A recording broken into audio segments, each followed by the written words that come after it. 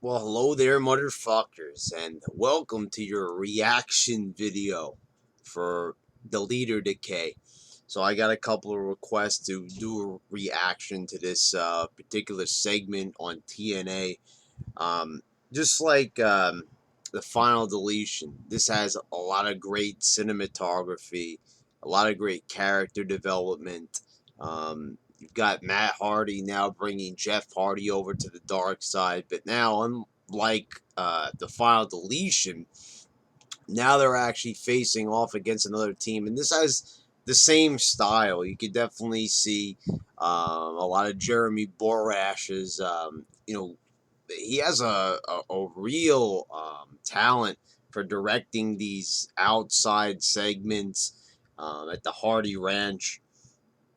And I really like Decay, Abyss, Crazy Steve, Rosemary. I mean, now these are characters. See, when I talk about WWE lacking characters, this is exactly what I'm talking about. These guys with their facial expressions, the makeup, they're playing the part, coming onto the Hardy Ranch, terrorizing Matt and his wife and Jeff and their gardener. I can't really remember the guy's name at the moment, but he also adds more to this than he did in the final deletion. They're like making him Senor.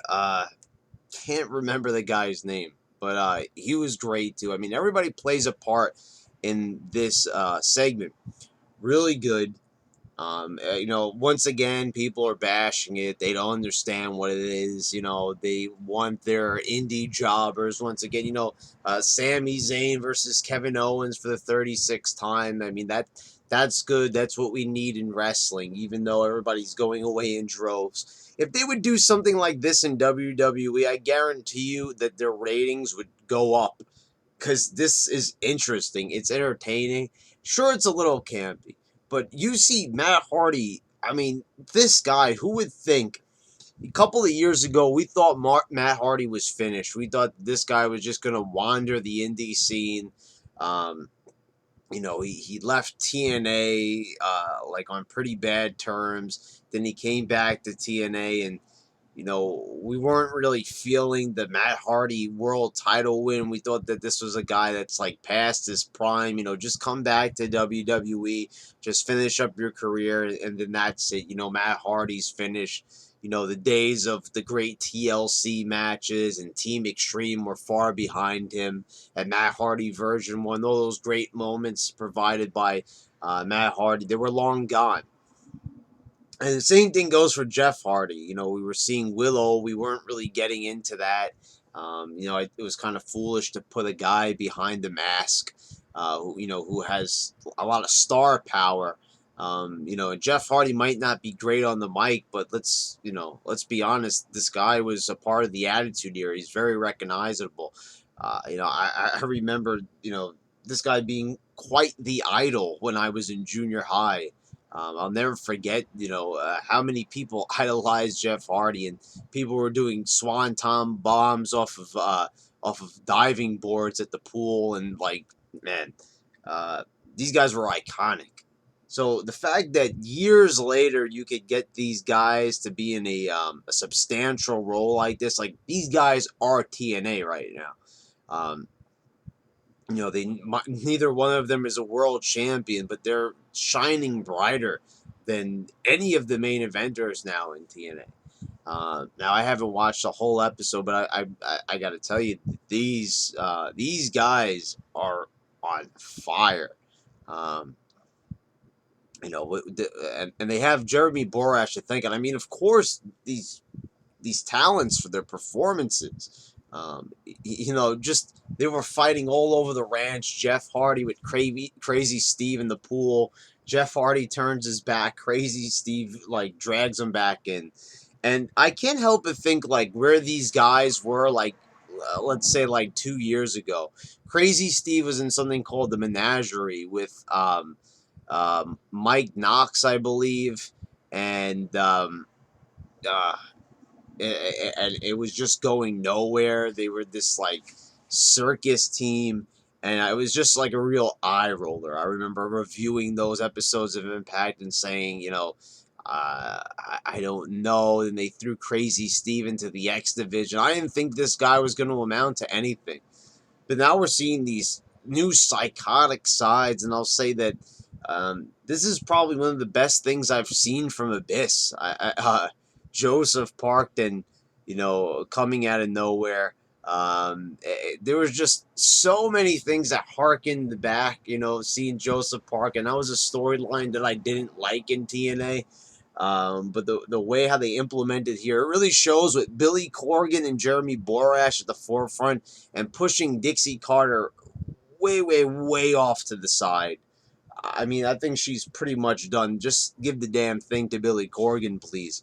We're seeing what TNA really could be. I mean, we're seeing how successful this company could be, and just how valuable Matt and Jeff Hardy still are to the wrestling world. I mean, just how is it that TNA, they have like 300,000 viewers per week versus WWE, who still has a good 2 million um, every single week for Raw, and they're like beating the shit out of them creatively. I mean, you take a look at Raw and you see the lack of creativity going on that show, and then you take a look at Impact and you see these two legends, Matt and Jeff Hardy. I mean, if you're considering them anything but legends at this point, I think you're crazy. These guys have contributed so much. One of the greatest tag teams, my favorite tag team. I think they left an undeniable mark on the Attitude Era.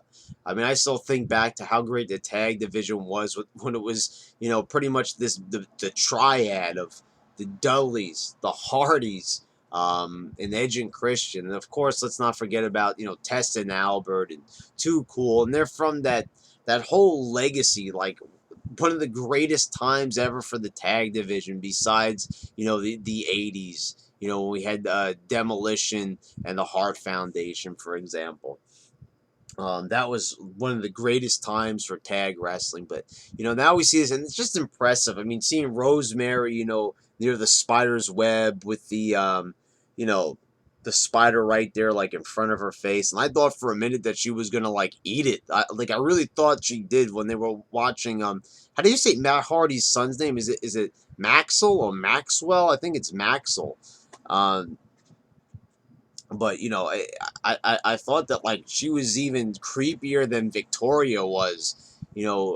Victoria circa 2002 2003 from WWE. I mean, this is just showing you like what you can get if you put a substantial amount of effort.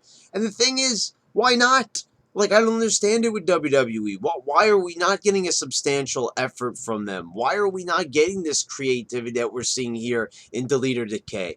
Why can't we build characters like this? Why is Decay so much better, like, than the Wyatts? Based on Bray Wyatt and like what he designed on his own, if you just had somebody mildly talented, in WWE who could write a proper storyline or promo for this guy, just to give him something to work with, I mean, Bray Wyatt would have no problem making a huge mark on WWE. But the guy is an afterthought most of the time. How is it that people like in Decay, Crazy Steve is more intimidating than Bray Wyatt? Would you want to meet Crazy Steve like out on a dark ranch like that and dragging Jeff Hardy into the pool? Crazy Steve looks, in every sense of the word, crazy.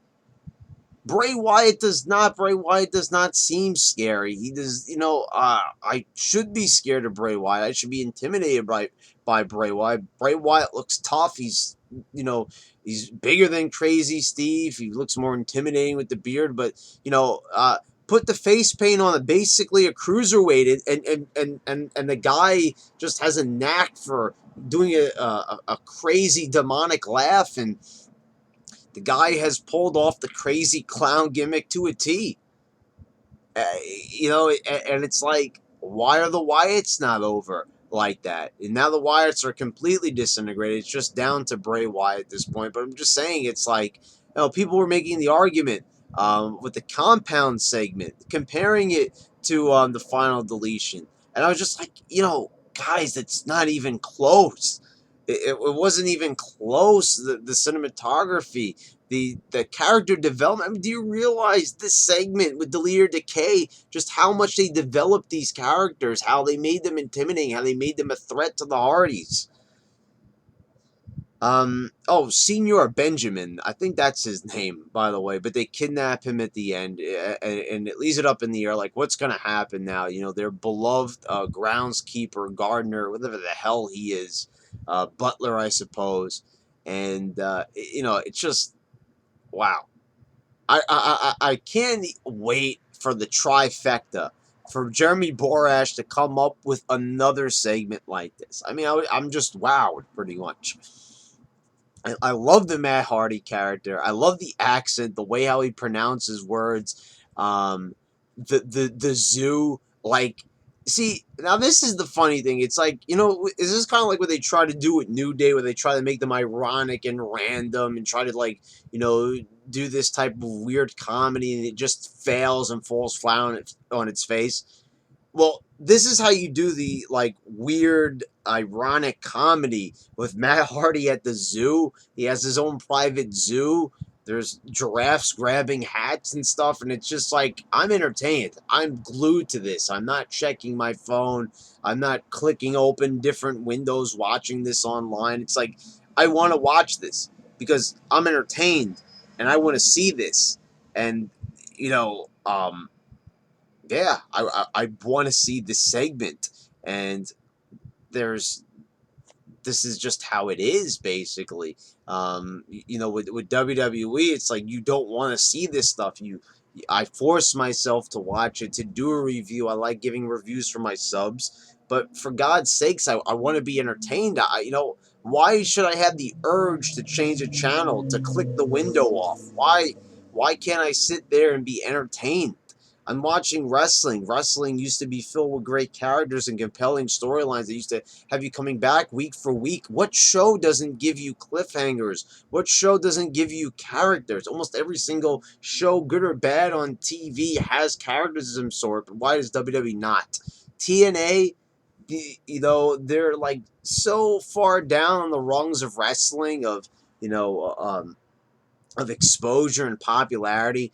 But if they keep going this way, and Billy Corgan keeps on, giving back to this company and just letting the creative minds work on TNA, I think it's going to end up overtaking WWE. I'm going to say that it's not going to go out of business. I said that when Dixie Carter's in power, but I'm watching something that is way too creative to fail. And it's going to, if they keep going the way they're going with this, it's going to end up being something big. See, my only concern is, though, I'm not really into anything else. Like, I'm not even interested in really seeing Damien Sandow. I should probably give it a try, but the thing is, it's like, when you raise the bar so high with the final deletion or delete or decay, there's no way that you could, like, improve on this. You want to see this, like, all the time. And the problem is, it's like, well, that's the best thing on the show then, Brad, right? So it's like, they can't help that it's the best thing on the show. That's like having the best match on the card rather than the best promo. Well, this just goes beyond that. This is, like, so good, so entertaining, so funny, so compelling, that you just don't even want to see the matches. You just don't want to see the Damien Sandow, or whatever they're calling him now, Aaron something. You just don't want to go back to that shit. You really don't want to see, EC3 versus Lashley after you've seen something like Delete or Decay. You want to see Delete or Decay multiply. I mean, you don't want to see the same thing repeated over and over, but I know that they weaved this through the whole show. Again, it was like 18 minutes or so, and they weaved it through the whole show, and that's probably a smart idea. But I watched it just as the video presented itself on Pop TV, and they put it out there, and I gotta say, it was a great straight 18 minutes of pure entertainment, comedy, and intrigue. And yeah, guys, I give it like 2 fucking thumbs up. I think it was an amazing segment. Was it better than the final deletion? Actually, in some ways, it kind of was. The final deletion did introduce some cool things like the drone army and all and things like that, but there was more excitement in this one. Instead of it just being brother versus brother, we got to see them working together against a more like intimidating force. And those close-up shots of like the face paint and how menacing they looked in the dark, I was like, wow, that's what I'm saying. This is what we should have been getting from the Wyatts since day one, since they debuted in 2013. This is exactly how they should have booked the Wyatts. We should have been seeing the Wyatts with these great cinematography shots. We should have been seeing them in the dark. They should have been scary. They should have been, scaring the living daylights out of us. Instead of, now we have Bray Wyatt jobbing the cane on pay-per-view on Backlash. Yeah, so there you go, guys. Crazy Steve is better than Bray Wyatt, and Decay was great. If you haven't seen it, go watch it. I don't think it's on TNA's channel right now, but Pop TV put out a nice, HD video that you could see it on, and yeah, I greatly recommend it.